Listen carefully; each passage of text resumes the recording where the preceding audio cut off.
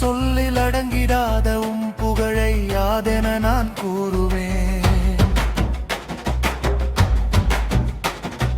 கலியுகம் ஆளும் கைலாயநாதனே,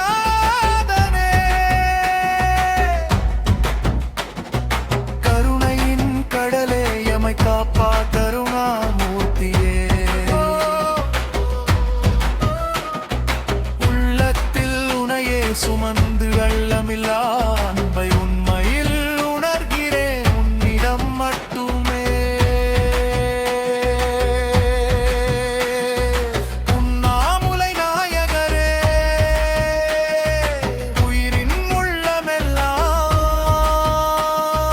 நீயே நிறைந்தவரே, உன்னடியனாக எம்மை ஏற்றருள்வாய்.